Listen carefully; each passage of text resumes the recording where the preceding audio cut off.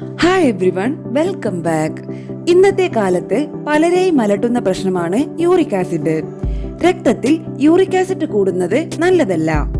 Uric acid ഉയർന്നാൽ gout ഉണ്ടാക്കും, മൂത്രത്തിൽ കല്ലുണ്ടാക്കും. അതുമാത്രമല്ല, ഇത് രക്തക്കുഴലിലെ ഉള്ളിലെ ലൈനിങ് നശിപ്പിക്കുന്നു. ഇത് അറ്റാക്ക്, സ്ട്രോക്ക് അവസ്ഥകളിലേക്കും എത്തിക്കും. അതുപോലെ ഇത് വൃക്കയ്ക്ക് കൂടുതൽ സ്ട്രെയിൻ ഉണ്ടാക്കും. ഇത്തരക്കാരിൽ മൂത്രത്തിൽ പത കാണാം. ഇവർക്ക് വൃക്കരോഗ സാധ്യത കൂടുതലാണ്. കൂടാതെ കോശങ്ങൾക്ക് അനാവശ്യ സ്ട്രെസ്സും ഇൻഫ്ലമേഷൻ സാധ്യതയും ഉണ്ടാകും. ഇത് BP, ഹൃദയ പ്രശ്നങ്ങൾ, തലച്ചോറിന് പ്രശ്നം എന്നിവയും ഉണ്ടാക്കും. ഇതുമൂലം സന്ധിവാതം പോലുള്ള പ്രശ്നങ്ങളും ഉണ്ടാകും. ആയതിനാൽ തന്നെ യൂറിക് ആസിഡ് ഉയരുന്നത് നിസ്സാരമായി കാണരുത്. ഈ വീഡിയോ നിങ്ങൾക്ക് യൂസ്ഫുൾ ആയെങ്കിൽ ലൈക്ക് ആൻഡ് ഷെയർ ചെയ്യണേ. സംശയങ്ങൾ കമന്റ് ബോക്സിൽ രേഖപ്പെടുത്താം. ആരോഗ്യപരമായ പുതിയ അറിവുകൾ വേഗത്തിൽ അറിയാൻ സബ്സ്ക്രൈബ് കൂടി ചെയ്തോളൂ. തീർച്ചയായും ഉപകാരപ്പെടും. ചുവന്ന ഇറച്ചി, ചിക്കന്റെ കരൾ, ബ്രെയിൻ, കൊഞ്ച്, ഞണ്ട്, കക്ക, ചുവന്ന ഇറച്ചിയായ താറാവിറച്ചി, ബീഫ് പോലുള്ളത്, മദ്യം, കോള പോലുള്ളത് എല്ലാം യൂറിക് ആസിഡ് കൂട്ടും. നാരുകൾ ഇല്ലാത്തവ, അതായത് വെള്ളരി, ജ്യൂസ് എന്നിവയെല്ലാം തന്നെ യൂറിക് ആസിഡ് കൂട്ടും. ഇവ ഇൻസുലിൻ റെസിസ്റ്റൻസ് ഉയർത്തുന്നതാണ് കാരണം. അതുപോലെ പ്രീ ഡയബറ്റിക് കണ്ടീഷനെങ്കിലും യൂറിക് ആസിഡ് കൂടും. പ്രമേഹ രോഗ സാധ്യതയെങ്കിൽ കാർബോഹൈഡ്രേറ്റിനെ, ഇൻസുലിനെ തിരിച്ചറിയാൻ കഴിവ് കുറയും.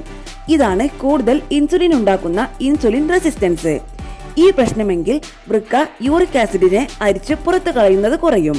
അതോടെ യൂറിക് ആസിഡ് രക്തത്തിൽ കൂടി നിൽക്കും. സ്ട്രെസ്, ഉറക്കക്കുറവ്, അതുപോലെ അമിതമായ സ്ട്രെസ്, ഉറക്കക്കുറവ് എന്നിവ യൂറിക് ആസിഡ് ഉയരാൻ കാരണമാകും. ഭക്ഷണത്തിൽ ഈസ്റ്റ് ചേർക്കുന്നത് യൂറിക് ആസിഡ് ഉയർത്തും. ഗ്ലൂട്ടൻ അലർജിയെങ്കിൽ ഇതുണ്ടാകാം, അതായത് ഗോതമ്പും അതുപോലുള്ള ചിലതും കഴിച്ചാൽ. ബ്രെഡ്, പിസ്സ, ബർഗർ, അതുപോലെ ബേക്കറി വസ്തുക്കൾ എന്നിവയിൽ ഈസ്റ്റ് ഉണ്ട്.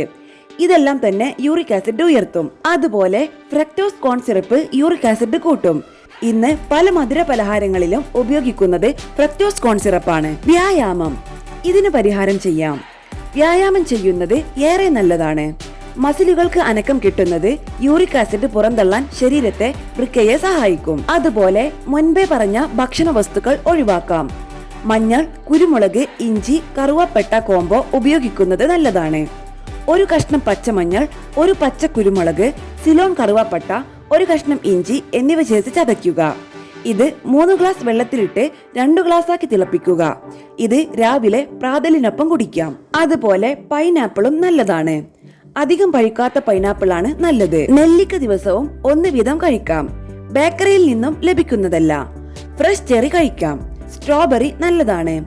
രാത്രി ഒരു നേരം ഫ്രൂട്ട്സ് കഴിക്കുക. ഇത് ജ്യൂസ് ആക്കിയല്ല, ഫ്രൂട്ട്സ് ആക്കി തന്നെ കഴിക്കണം. അതുപോലെ ആപ്പിളിലെ മാലിക് ആസിഡ് ഏറെ നല്ലതാണ്. അമിതമായ മധുരം വേണ്ട.